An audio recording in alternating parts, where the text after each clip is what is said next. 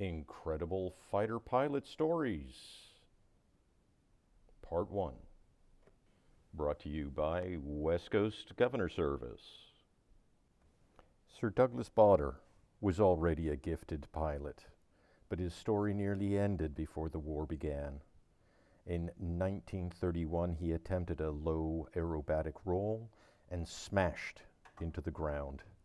Even though he survived, both his legs were amputated, one above the knee and one below. Doctors told him that he would never fly again, but Bader refused to accept this. He taught himself to walk with artificial legs. He even golfed and danced. Relentlessly, he begged the RAF to reinstate him as a pilot, to no avail. But when World War II broke out, he was back in the cockpit, leading squadrons. His missing legs gave him a strange advantage: no blackouts in high G turns. In the Battle of Britain, he became one of the RAF's fiercest leaders, and his men even called him the Legless Ace. To his pilots, his courage was contagious. If he could fight, none could complain.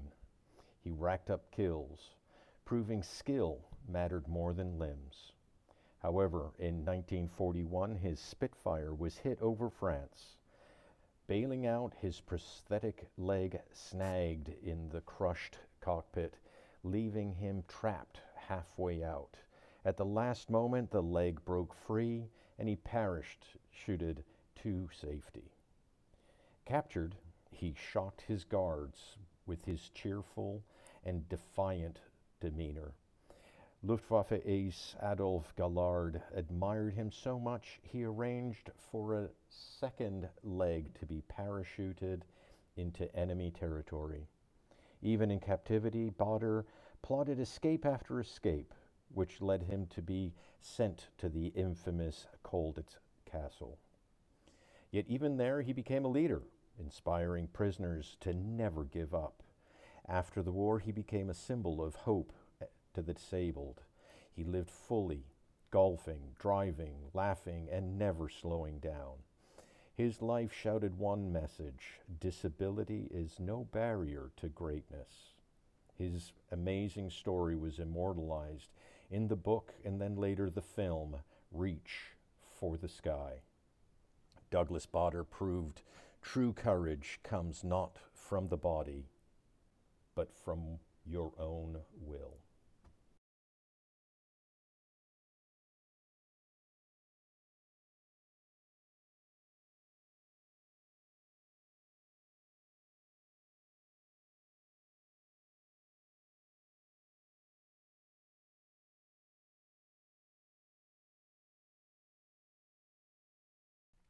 Franz Stigler was a Luftwaffe ace, but his most famous mission was an act of mercy.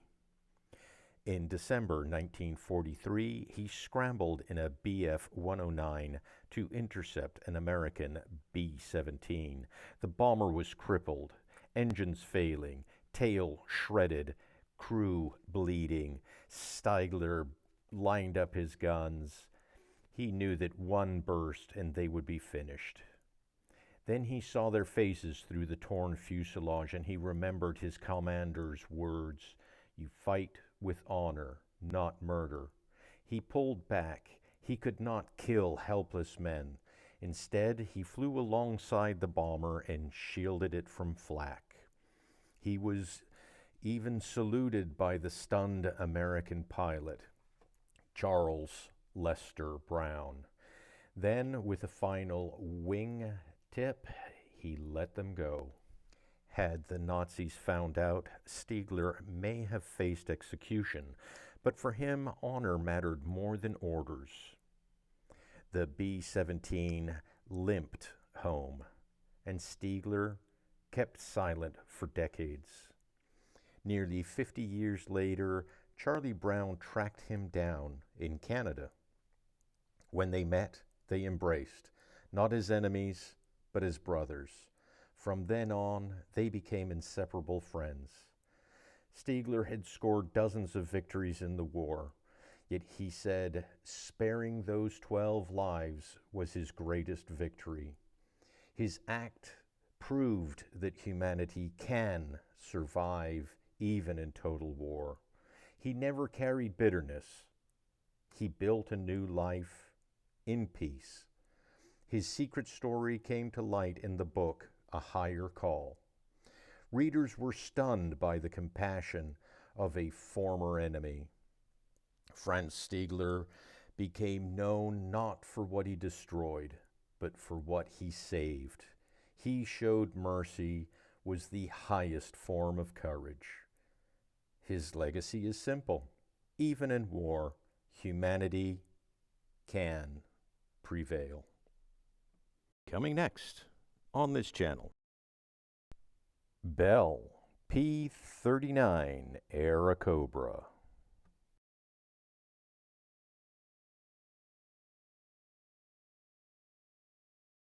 Regardless of which aircraft you fly or maintain, West Coast Governor Service has got you covered. Give us a call or send us an email, or even better, stop by our shop in Tulare, California. We'd love to see our customers.